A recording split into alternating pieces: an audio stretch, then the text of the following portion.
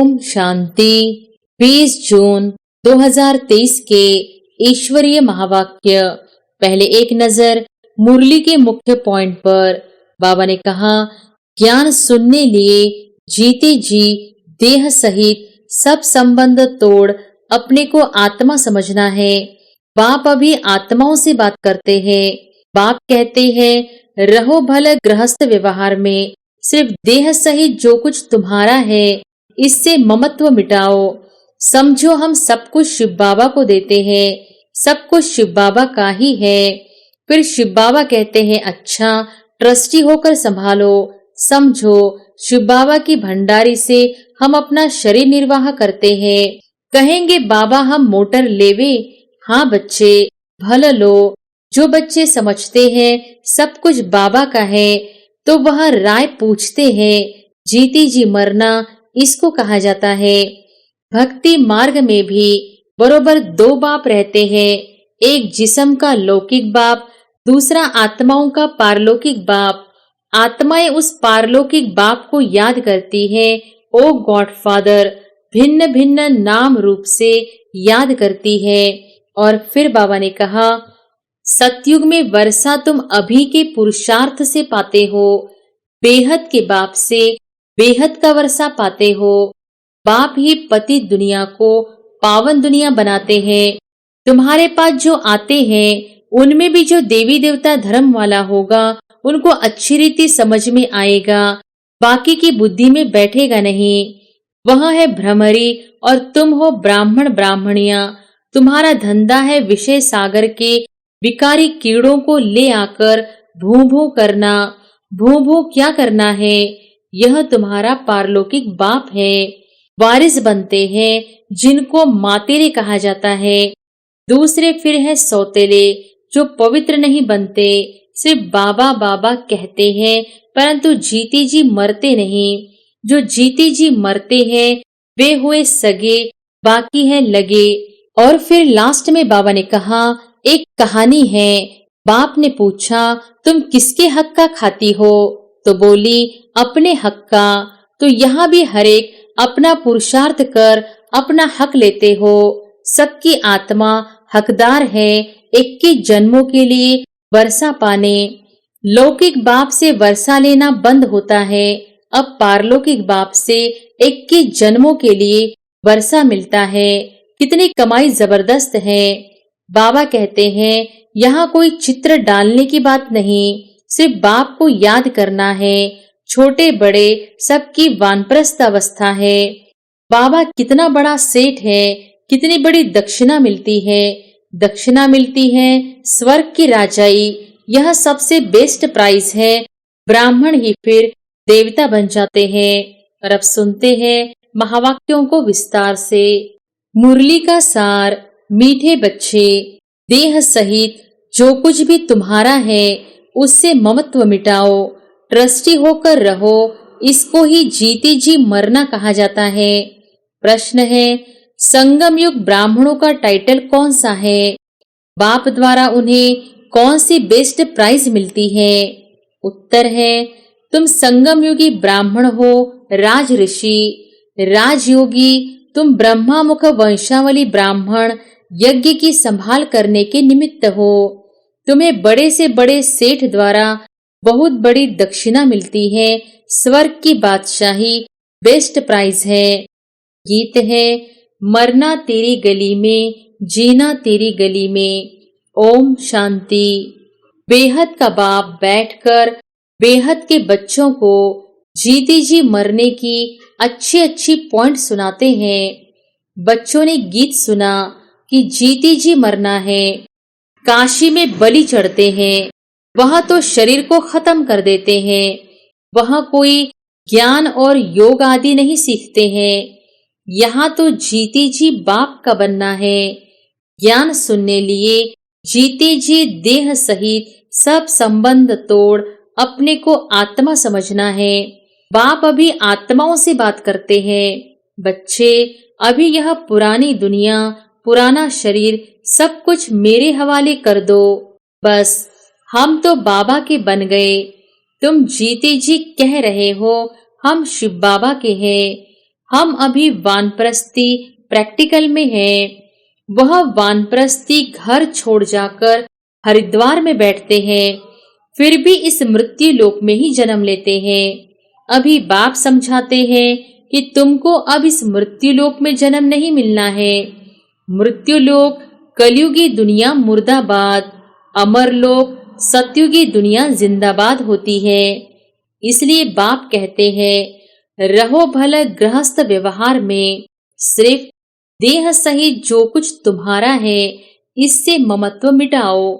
समझो हम सब कुछ शिव बाबा को देते हैं, सब कुछ शिव बाबा का ही है।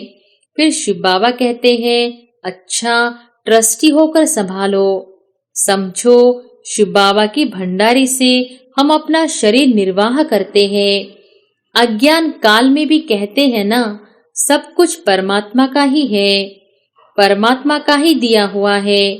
फिर कोई बच्चा मर जाता था तो रो लेते थे। अब बाप कहते हैं, पुरानी चीज की याद भूल जाओ, एक बाप को याद करो, जो बाप नई दुनिया के लिए नया राज्य भाग्य देते हैं। घर गृहस्थ में रहते समझो यह सब कुछ शिव बाबा का है। हम शिव बाबा के भंडारे से खाते हैं, हम श्रीमत पर चलते हैं। कहेंगे बाबा हम मोटर लेवे? हाँ बच्चे भला लो। जो बच्चे समझते हैं सब कुछ बाबा का है तो वह राय पूछते हैं। जीती जी मरना इसको कहा जाता है। भक्ति मार्ग में भी शिव बाबा के आगे बलि चढ़ते थे, परंतु यह ज्ञान नहीं था। यहाँ तो परमपिता परमात्मा बैठ ज्ञान सुनाते हैं। कितना सहज रीति 21 जन्मों के लिए वर्षा देते हैं। बाबा कहते हैं, मैं कब आया था यह कोई नहीं जानते। कहते भी हैं, क्राइस्ट से 3000 वर्ष पहले भारत स्वर्ग था। अब वह स्वर्ग किसने स्थापन किया? देवी देवताएं स्वर्ग में कहां से आए? गाते भी हैं, मनुष्य से देवता किए करत न लागी वार। वह कब आए? जरूर आएंगे कलयुग के अंत और सतयुग के आदि के संगम पर। बाप कहते हैं, अब तुमको मनुष्य से देवता बनाने आया हूँ। इतने ढेर पढ़ने आते हैं, इसमें अंधश्रद्धा की बात नहीं। यह दूसरे सत्संगों मुआफिक नहीं है।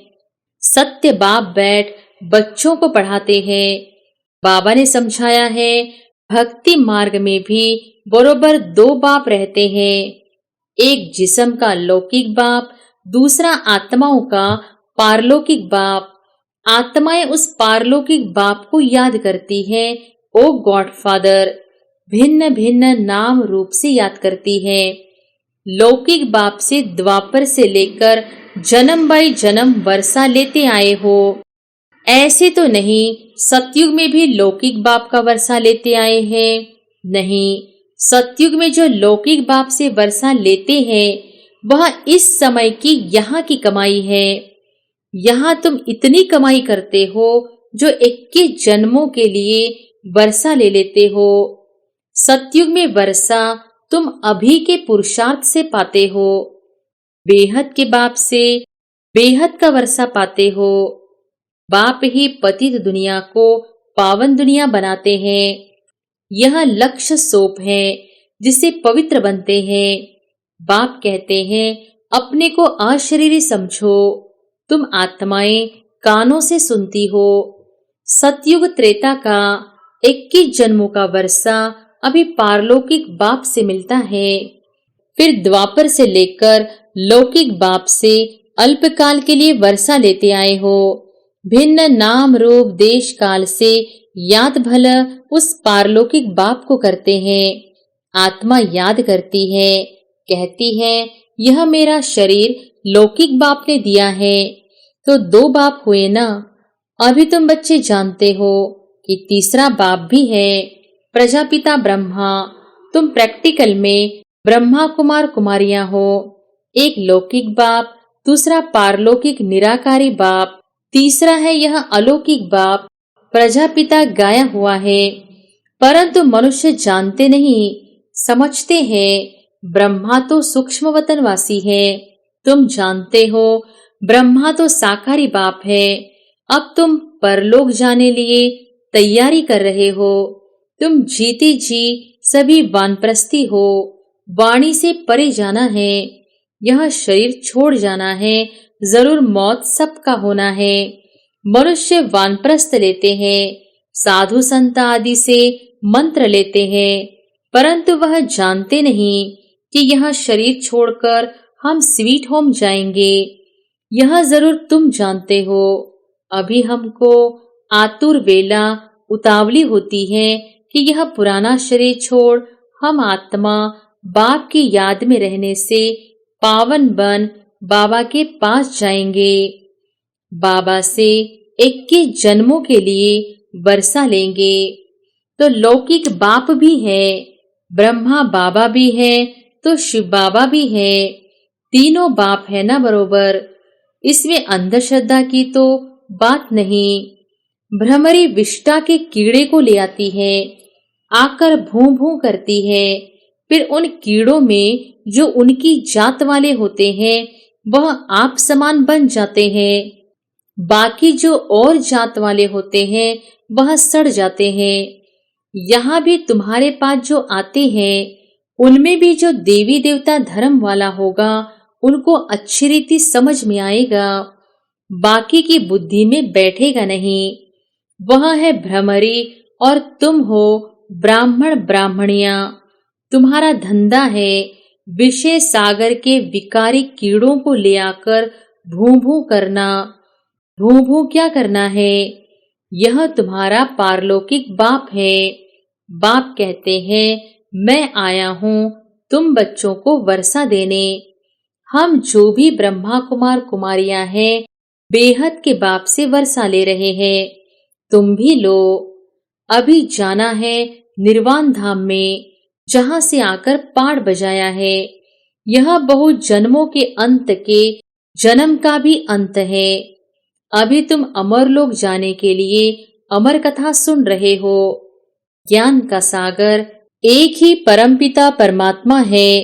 ब्रह्मा ज्ञान सागर व विष्णु ज्ञान सागर व शंकर ज्ञान सागर कभी नहीं कहेंगे।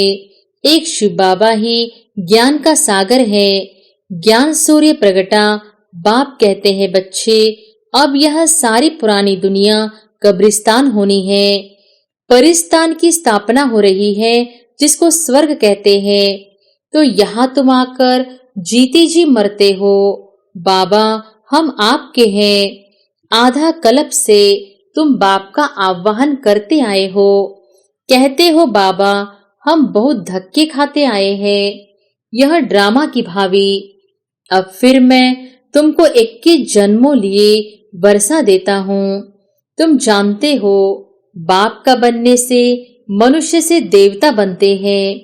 एक तो वारिस बनते हैं जिनको मातेले कहा जाता है। दूसरे फिर है सौतेले जो पवित्र नहीं बनते, सिर्फ बाबा बाबा कहते हैं परंतु जीते जी मरते नहीं। जो जीते जी मरते हैं वे हुए सगे, बाकी है लगे। यहाँ कोई विकारी आते हैं तो पूछा जाता है कि जीते जी मरे हो? प्रतिज्ञा करते हो कि बाकी आयु पवित्र रहेंगे। तब बाबा कहते हैं प्रतिज्ञा कर बाप के पास आएंगे तब वर्षा मिलेगा। माताएं अपना जीवन सफल बना रही है। यह राजधानी स्थापन हो रही है। शिव बाबा तो दाता है। तुम ऐसे मत समझो कि हम शिव बाबा को देते हैं। नहीं, हम उनसे स्वर्ग की बादशाही का वर्षा लेते हैं। शिव बाबा को थोड़ी ही मकान आदि बनाना है, वह तुम बच्चों के ही काम में लगाते हैं। इस दादा का भी सब कुछ मैंने काम में लगाया ना, जिससे माताएं अबलाएं अपना जीवन सफल बना रही है। तुम भविष्य 21 जन्मों के लिए कमाई कर रहे हो। लौकिक बाप का वर्षा मिलना बंद होने का है। स्वर्ग में जो तुमको लौकिक बाप से वर्षा मिलेगा वह यहाँ की कमाई से।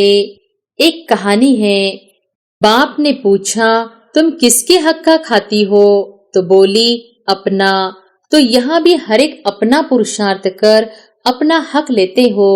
सबकी आत्मा हकदार है 21 जन्मों के लिए वर्षा पाने। अज्ञान काल में बाप से बच्ची को वर्षा नहीं मिलता, सिर्फ बच्चे को वर्षा मिलता है। इस समय सब आत्माओं को वर्षा मिलना है। मेल हो व फीमेल, गाया भी जाता है कुमारी वह जो 21 कुल का उद्धार करे। ब्रह्मा कुमार कुमारियां तुम हो। तुम जानते हो कि हम भारत के मनुष्य मात्र को 21 जन्मों के लिए वर्षा दिलाने पुरुषार्थ कराते हैं। श्रीमत पर हर एक को समझाओ। अब लौकिक बाप से वर्षा लेना बंद होता है। अब पारलौकिक बाप से 21 जन्मों के लिए वर्षा मिलना है।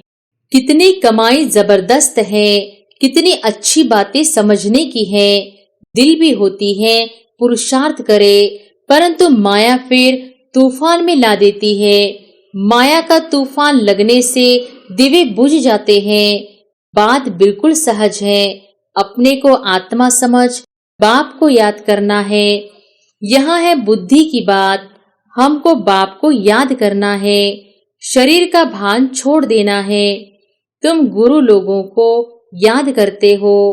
बहुत गुरु अपना चित्र बनाए शिष्यों को दे देते हैं, गले में डाल दो। ऐसे बहुत है। पति का भी चित्र निकाल गुरु का डाल देते हैं।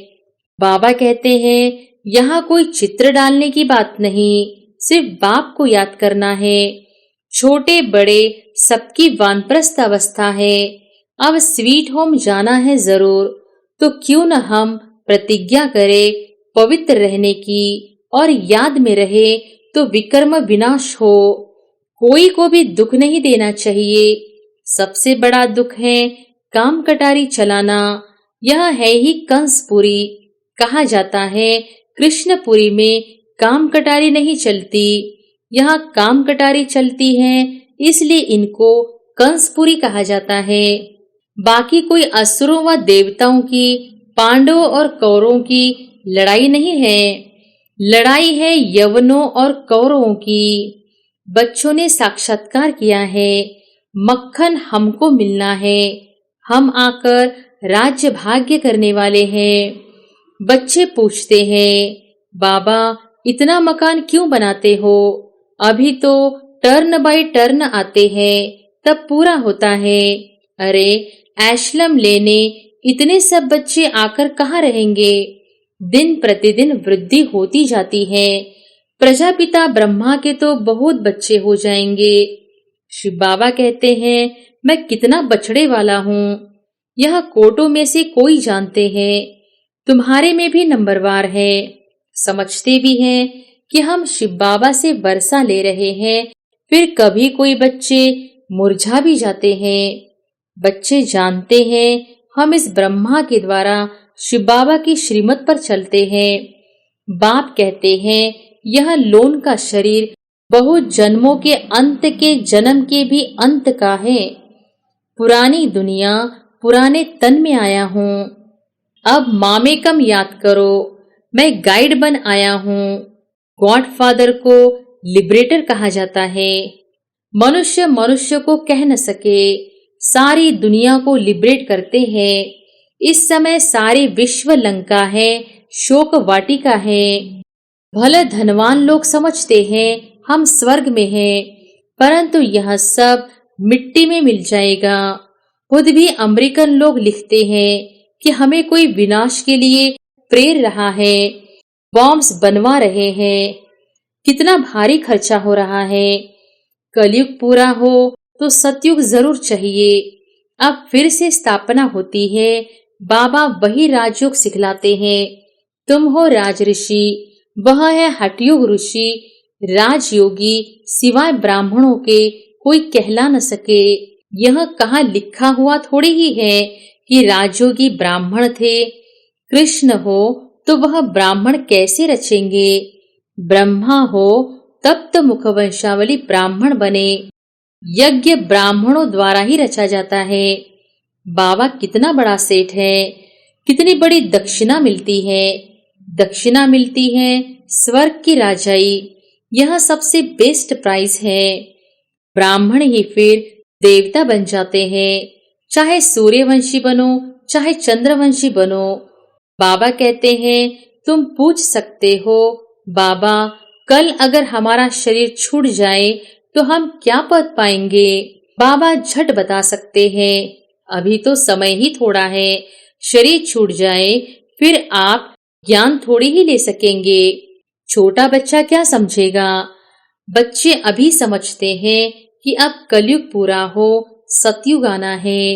अच्छा, मीठे मीठे सिकिलधे बच्चों प्रति माता पिता बाप दादा का याद प्यार और गुड मॉर्निंग।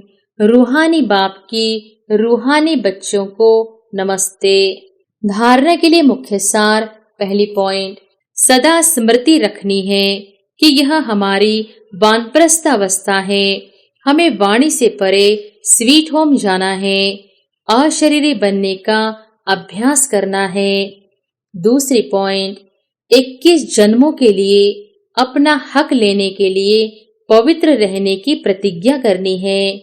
सदा श्रीमत पर चलना है, जीती जी मरना है। वरदान है, उड़ती कला के वरदान द्वारा सदा आगे बढ़ने वाले सर्व बंधन मुक्त भव। उड़ती कला के वरदान द्वारा सदा आगे बढ़ने वाले सर्व बंधन मुक्त भव। बाप का बनना अर्थात उड़ती कला के वरदानी बनना। इस वरदान को जीवन में लाने से कभी किसी कदम में भी पीछे नहीं होंगे, आगे ही आगे बढ़ते रहेंगे। सर्वशक्तिमान बाप का साथ है तो हर कदम में आगे है।